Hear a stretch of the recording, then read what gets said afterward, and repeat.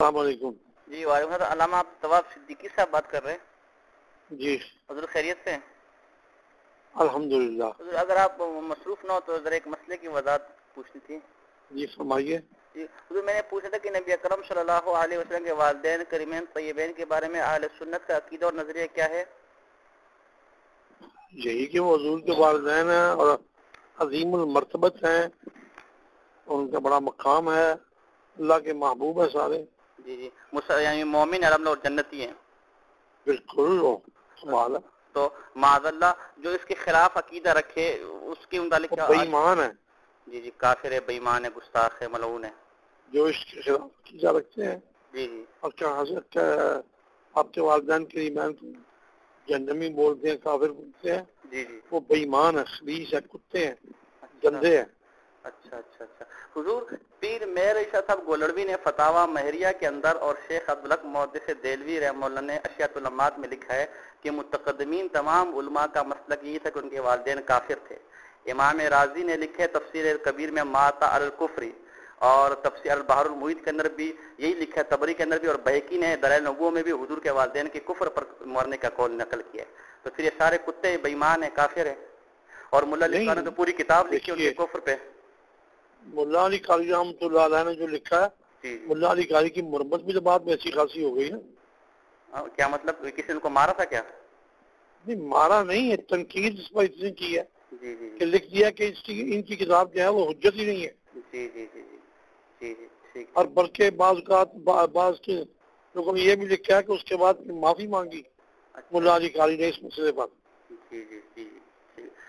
اور یہ جو متقدمین ہیں جن کا جو سب کا قول ہے کہ وہ کفر بے، امام رازی، امام طبری، پیر نہیں وہ بعض جو ایسی چیزیں ہیں کہ وہ منسوب ہیں ان کی طرف.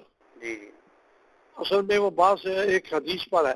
جی جی ایک حدیث میں ایک صحابی نے پوچھا ہے نا ابھی یا رسول اللہ، جی جی آپ نے فرمایا ابو کا و ابی جی جی فی النار. جی جی اس حدیث پر بات کرتے ہوئے لوگ جو ہے جی اس کے احتمالات کو ذکر کرتے ہیں.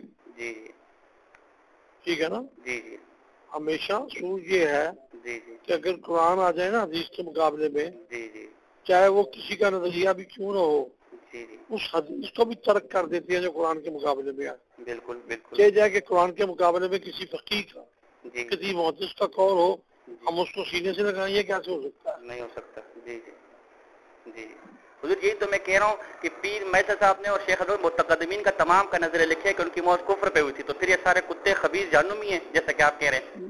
نہیں میری بات سنیں. جی سب کا رجوع ثابت ہے. یہ جو بڑے بڑے محققین ہیں نا، جی جی ان کا رجوع ثابت ہے. کہاں؟ اس وقت میرے ذہن میں نہیں ہے، لیکن نہیں حضور کہیں بھی رجوع ثابت نہیں ہے.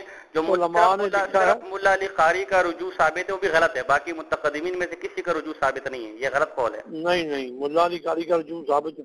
وہ بھی غلط ہے.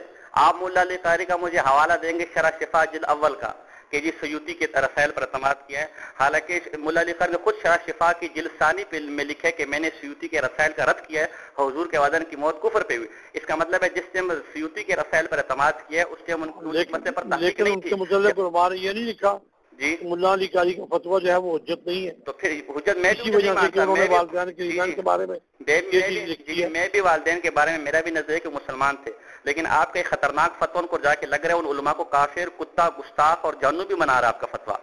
نہیں دیکھیے نا، ایک شخص جس کے ایمان کے متعلق قرآن نے بات کی ہو، جی جی کوئی اس کو کہے تو پھر اس کو کیا کہا جائے گا؟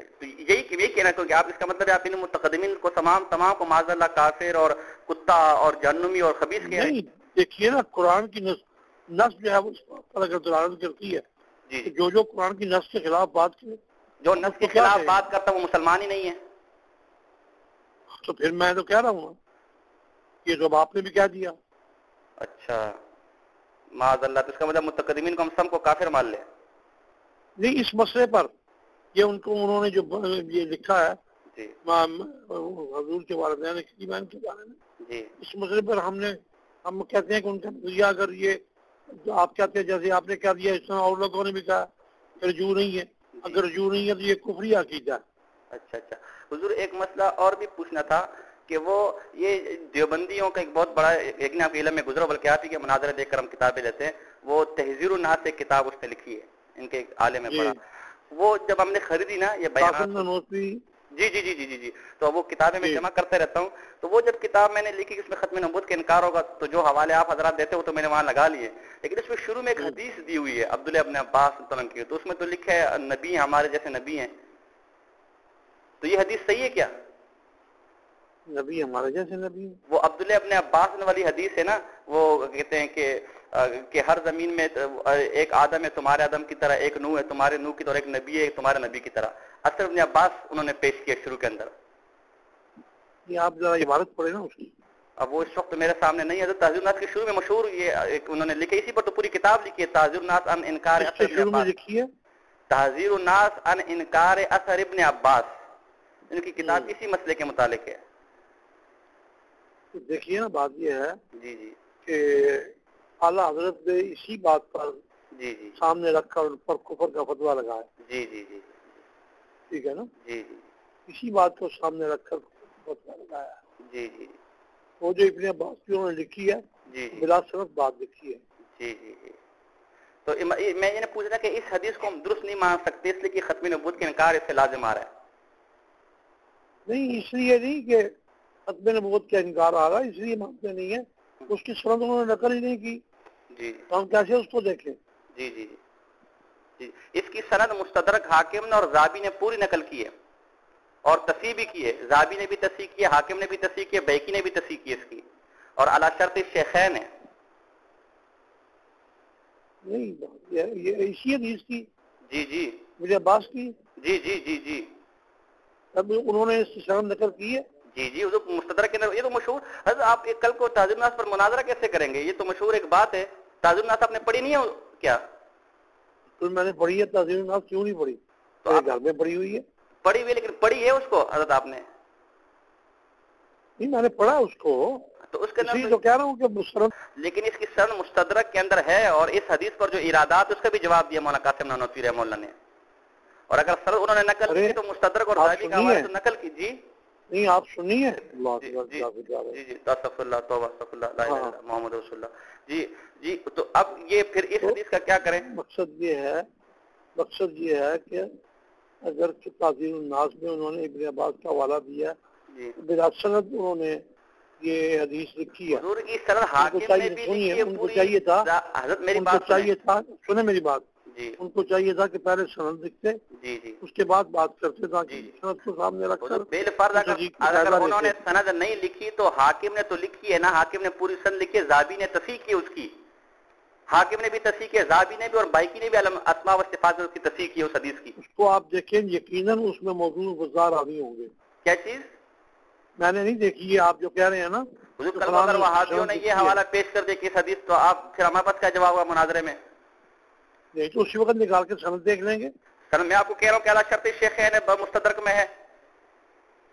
ہاں لیکن میں دیکھ لوں گا نا، وہ سند نکال کے دیکھ لیتے ہیں. اچھا مناظرے میں اگر پہلے کوئی چیز نہ دیکھی ہو نا، اچھا تو کتابیں ہمارے پاس سامنے موجود ہوتی ہیں. اچھا اچھا اسی وقت نکال کے اس کی سند کو دیکھ لیتے ہیں. یہ تو نہیں ہے نا کہ اب ہر بندہ ہر وقت 24 گھنٹے تمام علوم کا ماہر تو نہیں ہوتا نا. ہاں ہاں بالکل بالکل کوئی نہ کوئی چیز مس ہوتی ہے ذہن سے. تو کتابیں ساتھ اسی لیے لے کے جاتے ہیں تاکہ اگر کوئی ایسی بات کرے جو ہماری نظر سے پہلے نہ گزری ہو تو ہم اس کو نکال کے فوراً دیکھ لیں. جی جی جی جی جی اچھا حضور، مجھے علامہ سید اسد صاحب نے کہا، لیکن میرے پاس کتاب نہیں ہے، مکیاس النبوہ کے بارے میں، کہ اس میں مولانا عمر اچھوی صاحب نے آذر کو ابراہیم علیہ السلام کا والد کہا ہے، تو یہ درست ہے؟ جی آذر کو جی جی جی مولانا سید اسد صاحب نے مجھے کہا تھا. مجھے معلوم نہیں ہے، میرے ذہن میں نہیں ہے. اچھا تو کیا ان پر ابراہیم علیہ السلام کا والد کہہ سکتے؟ کیونکہ وہ تو کافر ہے. وہ تو تاریخ ہے نا. جی ہمارا تو یہی عقیدہ ہے کہ اعلیٰ حضرت نے لکھا ہے، وہ تاریخ کو لکھا ہے ان کا والد. جی تو آذر کو نہیں کہہ سکتے ہم؟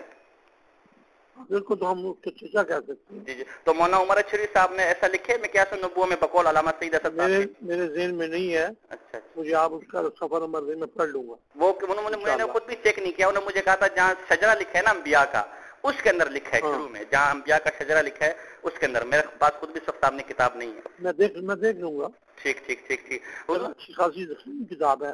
جی جی ایسے نبوت 1600-1700 صفحے کی کتاب. اچھا اچھا اچھا اچھا اچھا اچھا یہ نہیں 10-20 صفحے کی نہیں ہے وہ.